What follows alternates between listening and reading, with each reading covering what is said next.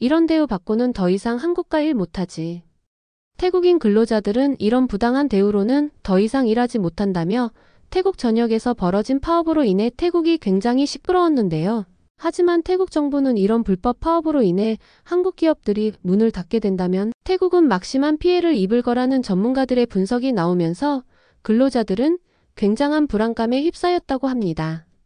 근로자들을 위해 나선 태국 정부는 한국 기업을 제재하면서 오히려 근로자들이 추가로 더 피해를 입고 있다며 사연 스토리로 사연을 하나 보내주셨습니다. 어떤 사연인지 지금 바로 들어보시죠. 구독과 좋아요, 알림 설정 부탁드립니다. 안녕하세요. 제 이름은 나린 수파원이에요. 올해 28살이고 방콕대학교 경제학과를 졸업한 뒤 태국 투자청에서 일하고 있죠. 사실 제 가족은 대대로 고위관료를 배출한 집안이에요. 아버지는 재무부 차관이시고 어머니도 외교부에서 일하시죠. 그래서 남들은 제가 엘리트 코스를 밟고 있다고 하지만 전 그저 제가 하고 싶은 일을 하고 있을 뿐이에요. 투자청에서 제 업무는 외국 기업들의 투자 동향을 분석하고 정책을 제안하는 거예요. 특히 최근에는 한국 기업들의 동향을 집중적으로 살피고 있죠. 그런데 며칠 전 제 책상에 한 문서가 올라왔어요. 삼성전자에 대한 특별 세무조사 지시서였죠. 5천만 달러의 세금을 추징한다는 내용이었어요. 처음에는 단순한 세무조사인 줄 알았어요. 하지만 자료를 자세히 살펴볼수록 이상한 점이 눈에 띄더라고요. 보통은 이런 대규모 세무조사가 이루어지기 전에 여러 단계의 사전 조율이 있어야 하는데 이번엔 그런 과정이 전혀 없었어요. 마치 누군가가 의도적으로 삼성을 겨냥한 것 같은 느낌이 들었죠. 그래서 제가 데이터를 더 깊이 분석해봤어요. 올해 들어 비슷한 방식으로 세무조사를 받은 한국 기업이 30개가 넘더라고요. 이건 분명 우연이 아니었어요. 더군다나 이 기업들 대부분이 별다른 문제가 없었는데도 추가 과세와 벌금이 부과됐더라고요. 더 놀라운 건 따로 있었어요. 세관에서 한국 자동차 부품의 통관을 3개월이나 보류시켰다는 보고서를 발견했거든요. 표면적인 이유는 모호한 수입 규정이었지만 이건 말도 안 됐어요. 그동안 아무 문제 없이 통관되던 부품들인데 갑자기 문제가 된다는 게 이상하잖아요. 아버지께 이 이야기를 꺼냈더니 의미심장한 표정으로 말씀하시더라고요. 나린, 넌 아직 정부가 어떻게 돌아가는지 잘 모르는구나. 그 말씀에 더 의문이 생겼죠. 그래서 밤을 새워가며 관련 자료들을 찾아봤어요. 그러다 우연히 정부 내부 문서를 발견했는데 한국기업견제 전략이라는 제목이 적혀 있더라고요. 그 문서를 읽으면서 제 손이 떨리기 시작했어요. 정부가 의도적으로 한국 기업들을 압박하고 있었던 거예요. 세무조사, 통관 지연, 각종 규제. 이 모든 게 계획적이었다니. 저는 이런 정책이 얼마나 위험한지 보고서를 작성해서 상부에 제출했어요. 하지만 돌아온 건 너무 걱정하지 말라는 답변뿐이었죠. 그러던 중에 삼성 공장에서 대규모 파업이 시작됐어요. 8,000명의 노동자 중 90%가 파업에 참여했다고 하더라고요. 문제는 정부가 이 파업을 막으려는 시도조차 하지 않았다는 거예요. 오히려 파업 노동자들에게 물자를 지원하면서 은근히 부추기는 것처럼 보였죠.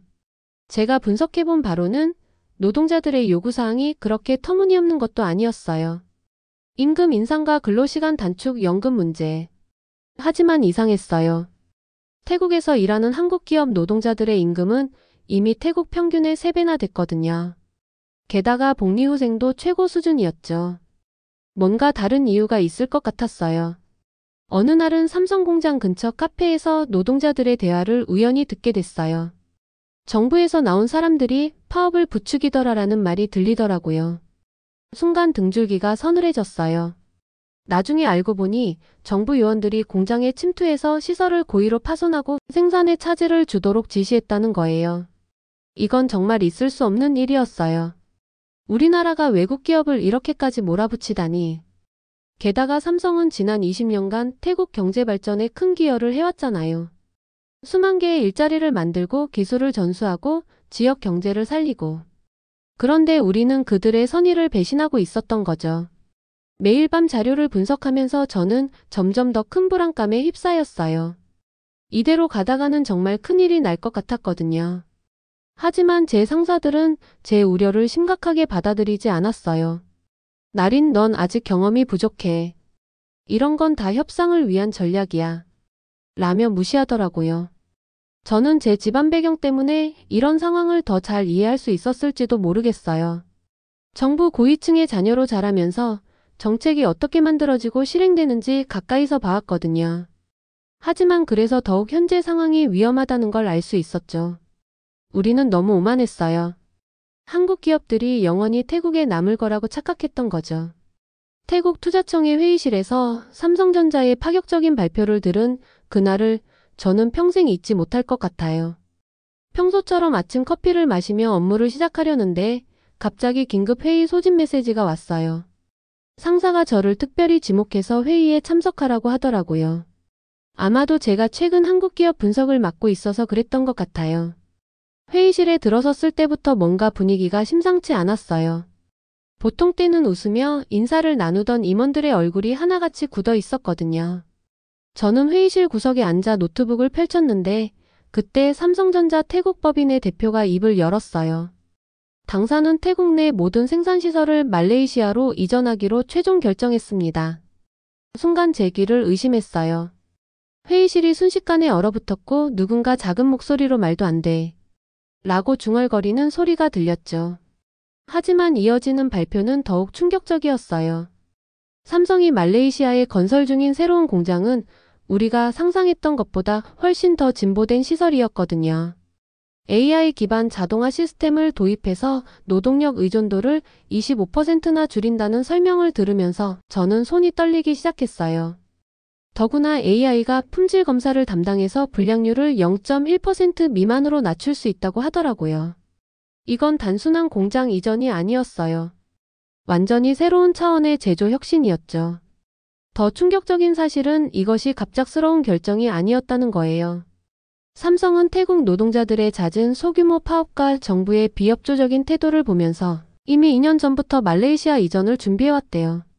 그동안 우리가 한국 기업들을 압박하면서 우쭐했던 게 얼마나 어리석었는지 그 순간 깨달았죠.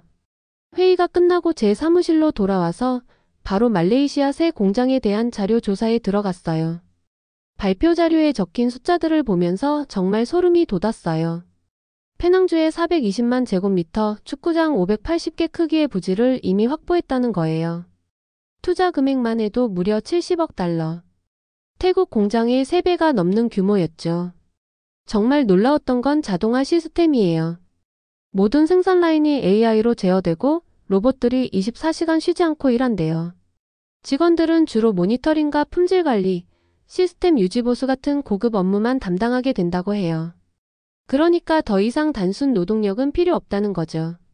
우리가 그토록 자랑스러워하던 양질의 노동력이 더 이상 경쟁력이 될 수 없다는 걸 깨달았어요. 저는 밤늦게까지 사무실에 남아보고서를 작성했어요. 새벽 2시가 넘었을 때 창밖으로 보이는 삼성 공장의 불빛이 유난히 쓸쓸해 보였죠. 곧 이 불빛도 사라지겠구나 생각하니 가슴이 너무 아팠어요. 특히 제가 몇 달 전부터 이런 상황을 경고했는데도 아무도 귀 기울이지 않았다는 게 더 마음 아팠죠. 다음 날 아침 출근길에 삼성 공장 앞을 지나갔어요. 평소라면 출근하는 직원들로 북적였을 시간인데 거짓말처럼 조용하더라고요. 공장 정문 앞에서 한 중년 남성이 멍하니 서 있는 걸 봤어요. 나중에 알고 보니 그분은 20년 넘게 이 공장에서 일하신 관리자셨대요. 이제 곧 실직자가 된다는 생각에 아침부터 발걸음이 떨어지지 않았다고 하시더라고요. 상황은 여기서 그치지 않았어요. 삼성전자의 철수 소식이 알려지자마자 다른 한국 기업들도 하나둘씩 태국 철수를 검토하기 시작했거든요. LG전자, 현대자동차. 마치 도미노처럼 무너져 내리는 것 같았어요. 제 책상 위에는 이제 매일같이 새로운 보고서가 쌓여가요. 한국 기업들의 철수로 인한 경제적 피해를 분석하고 대책을 마련하라는 지시가 쏟아지고 있죠. 하지만 이미 늦었다는 걸 저는 알아요. 우리가 잃어버린 신뢰는 그 어떤 정책으로도 회복할 수 없을 테니까요. 특히 마음이 아픈 건 이 모든 게 예방 가능했다는 거예요. 정부는 한국 기업들의 불만을 단순한 위협으로만 여겼고 노조는 계속해서 무리한 요구를 했죠. 제가 수차례 경고했던 문제들이 하나도 해결되지 않은 채 최악의 상황으로 치달은 거예요. 어제는 말레이시아 새 공장의 설계도를 자세히 살펴봤어요. 모든 시설이 완전 자동화를 고려해 설계됐더라고요. 자재 이동부터 조립, 검수, 포장까지 전 과정이 로봇으로 진행된대요. 심지어 물류창고도 무인 시스템으로 운영된다고 해요. 컴퓨터가 재고를 관리하고 AI가 최적의 물류 동선을 계산해서 로봇들을 제어한다니. 이건 정말 우리가 상상했던 것보다 훨씬 더 진보된 시스템이었어요. 에너지 효율도 놀라웠어요. 공장 지붕 전체에 태양광 패널을 설치해서 전력의 40%를 자체 생산한대요. 냉각수도 재활용 시스템을 도입해서 물 사용량을 90% 줄일 수 있대요. 이런 첨단 시설을 보면서 마음이 더 무거워졌어요. 이런 공장이 우리나라에 들어올 수도 있었는데 우리의 오만과 근시안적인 판단이 이 모든 걸 놓쳐버린 거예요. 오늘 아침에는 삼성 공장 근처 식당가를 지나갔어요. 평소 같으면 점심시간이라 북적였을 시간인데 한산하더라고요. 20년 넘게 식당을 운영하신 아주머니께서 이제 문 닫아야 할 것 같다고 한숨 섞인 말씀을 하시는데 뭐라고 위로해 드려야 할지 몰랐어요. 공장 하나가 문을 닫으면 주변 상권도 함께 무너진다는 게 이런 거구나 싶었죠. 투자청의 분석가로서 저는 이런 상황을 더 객관적으로 바라보려고 노력해요.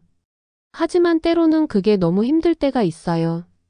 특히 실직자들의 이야기를 들을 때면요. 50대 중반의 기술자가 이제 어디 가서 일을 구하냐며 절망하는 모습을 보면 이건 단순한 경제 문제가 아니라 사람들의 인생이 무너지는 거라는 걸 실감하게 돼요. 제 책상 서랍에는 아직도 그날의 회의 자료가 있어요. 가끔 그걸 꺼내볼 때마다 우리가 얼마나 큰 실수를 저질렀는지 다시 한번 깨닫게 되죠. 이제 우리에게 남은 건 후회뿐이에요. 그리고 이 쓰라린 교훈을 다음 세대에게 전달해야 한다는 책임감이죠. 지난주부터 제 업무가 바뀌었어요. 동남아시아 국가들의 외국인 투자 유치 전략을 분석하는 일을 맡게 된 거죠. 처음엔 그저 일상적인 업무라고 생각했는데 자료들을 살펴보면서 정말 충격을 받았어요. 다른 나라들은 한국 기업 유치를 위해 얼마나 필사적으로 노력하고 있었던 건지. 특히 베트남의 사례를 보면서 정말 놀랐어요. 베트남 정부가 제시한 조건들은 거의 믿기지 않을 정도였거든요. 15년간 법인세를 완전 면제해준다는 거예요. 보통 외국 기업들에게 주는 세금 혜택이 3년에서 5년 정도인 걸 생각하면 이건 정말 파격적인 제안이었죠. 더 놀라운 건 베트남 정부가 공장 건설 비용의 30%를 직접 지원하겠다고 나선 거예요. 우리 태국은 오히려 세금을 더 거두려고 했는데 베트남은 돈을 주면서까지 한국 기업을 모시려고 하다니. 이게 현실이라는 게 믿기지 않았어요. 어제는 베트남 투자청 관계자와 화상회의를 했는데 그분이 한국어로 인사를 하시더라고요. 알고 보니 베트남 고위 공무원들 사이에서 한국어 배우기가 유행이래요. 심지어 일부 지역에서는 초등학교부터 한국어를 제2 외국어로 채택했다고 하더라고요. 그들은 이미 10년, 20년 뒤를 내다보고 있었던 거죠. 인도네시아의 제안도 정말 놀라웠어요. 한국 기업들이 만든 제품에 대해 수출 관세를 완전히 면제해준다고 했어요. 이것만으로도 엄청난 혜택인데 거기에 더해 원자재 수입 시 관세도 면제해준대요. 게다가 인도네시아 정부는 자카르타 외곽에 한국 기업 전용 산업단지까지 조성하겠다고 나섰어요. 이 자료들을 분석하면서 제 마음이 점점 무거워졌어요. 우리는 그동안 얼마나 오만했던 걸까요? 다른 나라들은 한국 기업 유치를 위해 이렇게 노력하는데 우리는 오히려 그들을 내쫓는 정책만 펼쳤으니까요. 특히 제 눈을 사로잡은 건 말레이시아의 전략이었어요. 10년간의 법인세 감면은 기본이고 R&D 센터 설립 시 추가 인센티브도 제공한대요. 더 놀라운 건 인재 육성 프로그램이었죠. 말레이시아 정부가 직접 나서서 기술 인력을 양성하고 그들의 급여 일부를 지원해준다고 하더라고요. 어제는 밤늦게까지 각국의 투자 유치 전략을 비교 분석하는 보고서를 작성했어요. 그러다 문득 창밖을 보니 멀리 보이는 삼성 공장의 불빛이 평소보다 더 쓸쓸해 보이더라고요. 머지않아 이 불빛도 말레이시아에서 반짝이겠죠. 아버지께 이 이야기를 했더니 한숨을 쉬시면서 이런 말씀을 하시더라고요. 나린, 우리는 우리가 가진 것의 가치를 모르고 있었던 거야. 그 말씀이 가슴에 깊이 박혔어요. 정말 그랬던 것 같아요. 우리는 한국 기업들이 영원히 태국에 남을 거라고 착각했던 거죠. 베트남의 경우 삼성 공장 하나가 그들의 GDP 5%를 차지한대요. 일자리 창출 효과는 직간접적으로 20만 개가 넘는다고 해요. 기술 이전 효과는 돈으로 환산할 수도 없을 정도고요. 그런데 우리는 이런 황금알을 낳는 거위의 배를 가르려고 했던 거예요.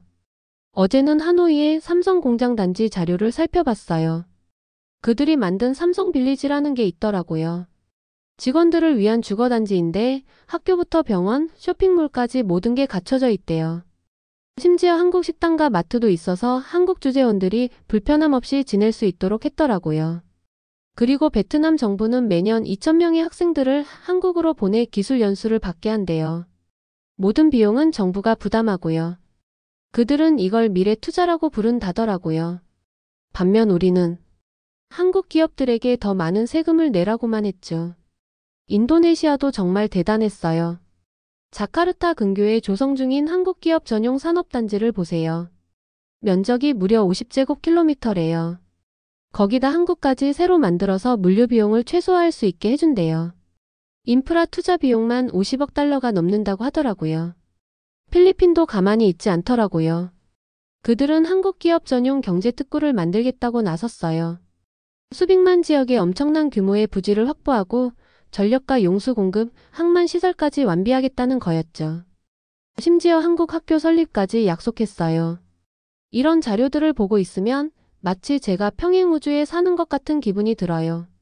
다른 나라들은 이렇게 필사적으로 한국 기업들을 유치하려고 하는데 우리는 왜 그들을 내쫓으려고만 했을까요? 이런 생각을 하다 보면 정말 한숨만 나와요. 오늘도 새로운 보고서가 제 책상에 쌓였어요. 캄보디아까지 한국 기업 유치 경쟁에 뛰어들었대요. 그들도 파격적인 조건을 제시했더라고요.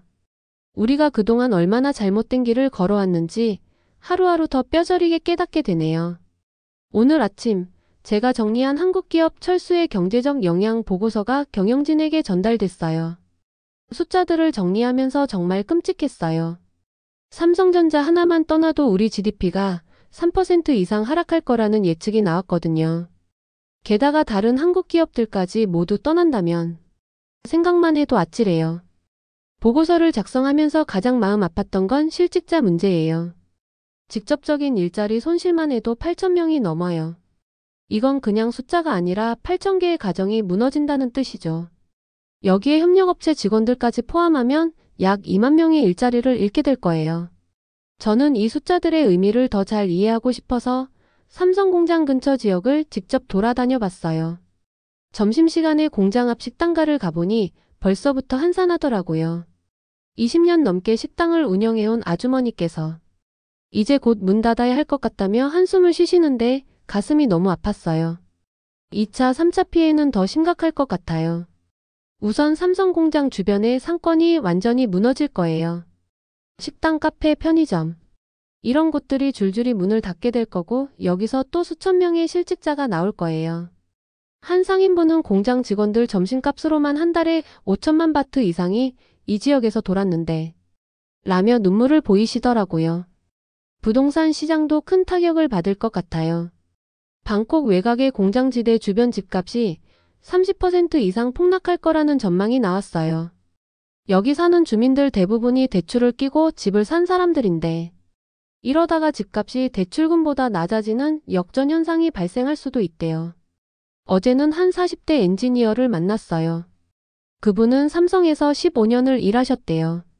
우리 아이들 학자금 대출도 있고 집도 아직 대출금을 다 갚지 못했는데 이 나이에 어디서 새 직장을 구할 수 있을까요? 라고 물으시는데 저는 아무 말도 해드리지 못했어요. 가장 심각한 건 기술력 상실이에요. 삼성은 지난 20년간 태국 직원들의 기술 교육에 엄청난 투자를 했거든요. R&D 센터도 운영하고 대학과도 산학협력을 했죠. 이게 다 사라진다는 거예요. 한 세대에 걸쳐 쌓아온 기술력이 한순간에 증발해버리는 거죠. 협력업체들의 운명도 너무 걱정돼요. 삼성의 부품을 납품하는 태국 기업이 100개가 넘는데 이 회사들 대부분이 삼성 물량에 의존하고 있거든요. 한 협력사 사장님은 우리 회사는 매출의 80%가 삼성 관련 물량이에요. 삼성이 떠나면 우리도 문 닫을 수밖에 없죠. 라고 하시더라고요. 수출에도 엄청난 타격이 있을 거예요. 삼성전자의 수출이 태국 전체 수출의 8%를 차지하고 있었거든요. 이게 한순간에 사라진다면 무역수지 적자가 걷잡을 수 없이 커질 거예요. 환율도 불안해질 테고 이건 또 다른 경제 문제들을 야기할 거고. 어젯밤에는 잠이 안 와서 투자청 옥상에서 멀리 보이는 삼성 공장을 바라봤어요. 밤늦게까지 환하게 불이 켜져 있던 그 공장이 곧 어둠 속에 묻히게 될 거란 생각을 하니 너무 마음이 아팠어요. 우리가 뭘 잘못한 걸까? 다시 되돌릴 순 없을까? 이런 생각들로 밤을 지새웠네요. 오늘은 태국 중앙은행의 전문가들과 회의를 했어요.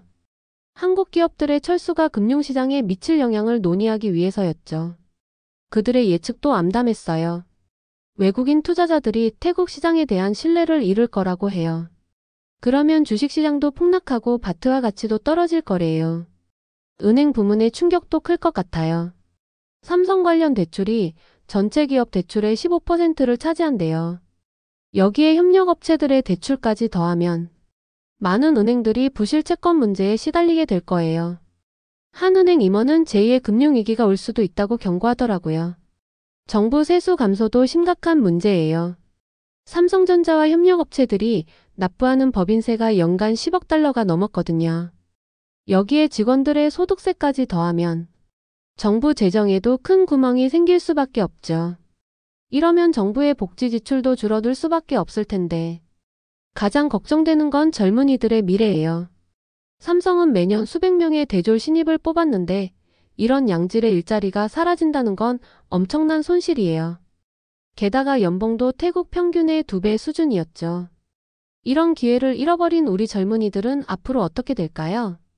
어쩌면 우리는 돌이킬 수 없는 선을 넘어버린 걸지도 모르겠어요. 한번 잃어버린 신뢰는 결코 쉽게 회복되지 않으니까요. 이 모든 상황을 지켜보면서 저는 매일 밤 잠들기 전에 생각해요. 우리가 조금만 더 현명했더라면, 조금만 더 멀리 봤더라면 하고요. 아침 일찍 출근해서 지난 20년간의 한국 기업 투자 영향을 다시 분석해보기 시작했어요. 그동안 우리가 얼마나 큰 혜택을 받아왔는지 이제야 제대로 깨닫게 된 것 같아요.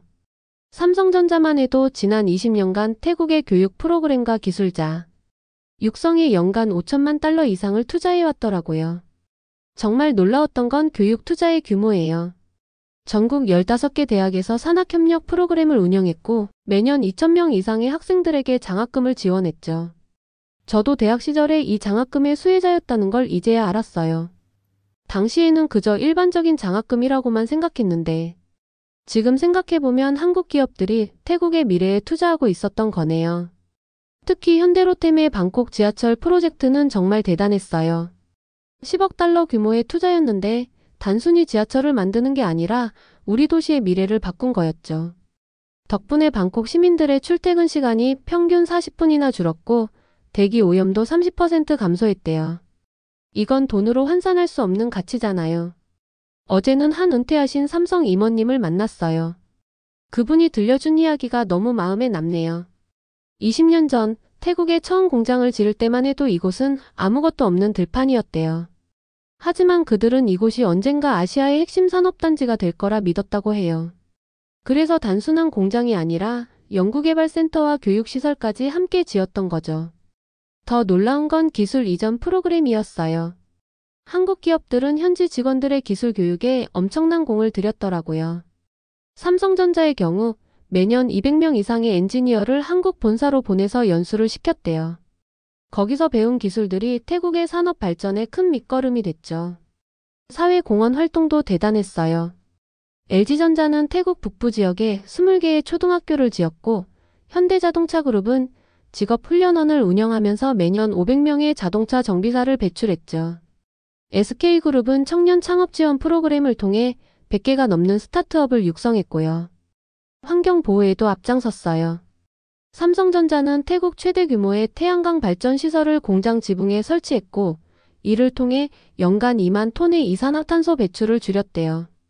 폐수 재활용 시스템도 도입해서 물 사용량을 90% 줄였고요. 이런 환경 친화적인 기술들은 다른 태국 기업들에게도 좋은 본보기가 됐죠. 어제는 삼성 공장 인근의 한 고등학교를 방문했어요. 그곳 교장 선생님께서 보여주신 자료들이 너무 인상적이었어요. 삼성이 지원한 과학 실험실에서 학생들이 로봇을 만들고 프로그래밍을 배우고 있더라고요. 이런 교육 기회가 사라진다고 생각하니 너무 안타까웠어요. 이제 와서 깨닫게 된 거지만 한국 기업들은 단순히 이윤만 추구하는 게 아니었어요. 그들은 진정으로 태국의 발전을 위해 투자하고 있었던 거죠. 우리는 이런 진심을 알아주기는커녕 오히려 그들을 적대시했어요. 이건 정말 부끄러운 일이에요. 특히 가슴 아픈 건 이제 우리가 잃게 될 미래예요. 한국 기업들은 차세대 기술 개발의 핵심이었거든요. 5G 통신, 전기차, 배터리, 반도체. 이런 첨단 산업에서 우리는 이제 완전히 뒤처지게 될 거예요. 이건 단순히 현재의 손실이 아니라 우리의 미래가 사라지는 거나 다름없죠. 이 모든 자료를 정리하면서 저는 우리의 오만함이 얼마나 큰 대가를 치르게 될지 두렵기만 해요. 하지만 이제는 너무 늦었죠. 우리가 할 수 있는 건 이 쓰라린 교훈을 잊지 않는 것뿐이에요. 그리고 언젠가 새로운 기회가 온다면 이번처럼 어리석은 선택을 하지 않도록 하는 것. 지금까지의 사연 어떻게 들으셨나요? 다음에 더 재밌는 사연으로 돌아올게요. 감사합니다.